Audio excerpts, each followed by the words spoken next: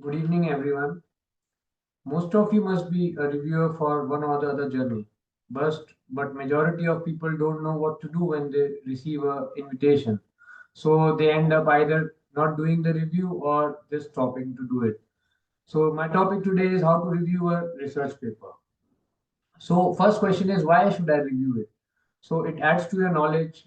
Many journals give you free access to their scientific material. If you are a reviewer, you attain peer recognition for your services. It also improves your own paper writing skills because you get to know more about the topic. And many journals are also providing certificates for reviewing, and they also publish the list of top reviewers in a year.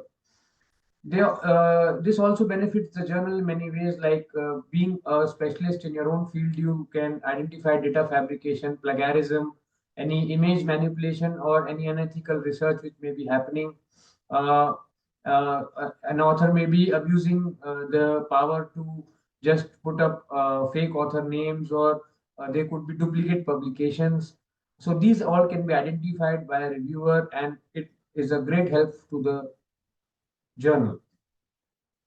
So first you will get an invitation, something like this, which will mention the manuscript number, the title of the manuscript, your name, and it will have three options mainly. One would be to accept the review invitation, another would be to decline the review invitation, and another would be to suggest an alternate reviewer if you are busy at that time. So, and there would also be the time duration you would get to review the paper. So all the details are there in the mail. So once you click on the link, you will be directed to a page like this, where if you have the login, you can log in directly. Otherwise, you have to make a new login.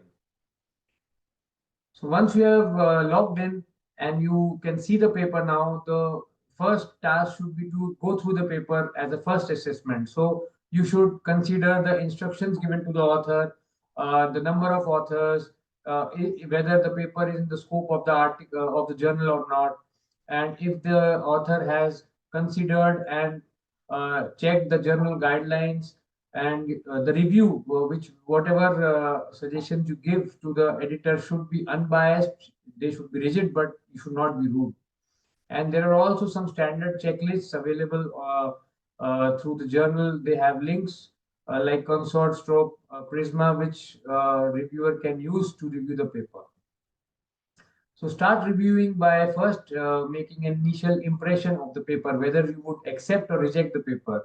Is the main question addressed about the topic of the paper? What is the paper about? Is it relevant? Is it interesting? Is the topic original? Have other authors done similar studies in the past? You should go through this, and the paper should not already be published. Like the topic which is into discussion should not be already published, and it should bring out something new. Is the text well written, easy to read? Are the conclusions given by the authors consistent with the evidence and the questions they had posed initially? If the paper consists of a lot of tables, figures, so are these tables and figures relevant for this study, or are they easy to read, self-explanatory, or they are just adding to the confusion? You should also check for the language. If it is clear, you could suggest some improvements in the language. Uh, you can also suggest if some important points are not communicated properly, you can suggest some alterations so that it is easy for the reader to understand. And you should also mention it to the editor whether you would be interested in re-evaluating the manuscript if it is resubmitted after alterations. Grammatical errors, punctuation should be checked, and there are a lot of softwares which you can use to do that. And you can also suggest to the authors if the English is not very good, if they are not from a country where the English is the main language, they can take help of some language alteration softwares or companies which are available over net. So second assessment is section by section checking of the paper, which includes first the title, whether the title gives us information about the population intervention comparison outcomes, that is PICO. Is the abstract well written? Based on the journal, it could be structured, non-structured, and the keywords are very important. They should include the mesh heading so that it's easy to find this particular paper, and the number of keywords according to a journal that should be specific. Introduction sets out the argument. It should summarize the recent research related to the topic. It should highlight the gaps in the study, and it should also establish the originality, why this paper is published, why it should be published, and why the reader should read this. It should be very clear in the introduction. The material and methods is the most important section of the paper. It should be comprehensive, self-explanatory. If the patient the detail is involved, it should be having an informed consent. Inclusion and exclusion criteria should be very specific and included in this section. The author should have told you how the recruitment happened, how the randomization was done, how the data extraction was done, what were the instruments used, was patient identification disguised or revealed, were there any bias or confounding factors. If there was statistics which was used, so how the power of study was done, how the sample size collection was done, what is the level of significance of the study, if what software and version was used, and if there were any statistical errors, were they mentioned or not. The results tell us what was the outcome of the study.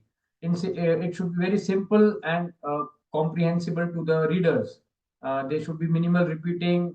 The data should be verifiable online by supplementary files. The consent and copyright should be well given. And if there are any graphical representations like charts, pie charts, diagrams, tables, they should be self-explanatory and not very confusing. Discussion is explanation and inference. Basically, whatever studies based on this topic were done, it is a comparison with those studies and how this study is bringing out something new.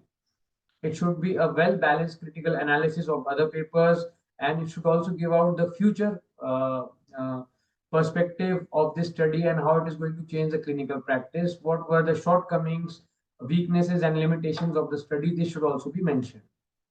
The conclusion should be exact, short. It should give out a clear message, should not be more than a few lines, and it should be in line with what the hypothesis the authors were talking in the initial time. And you should avoid too many abbreviations. The list of reference should be based on the journal guidelines.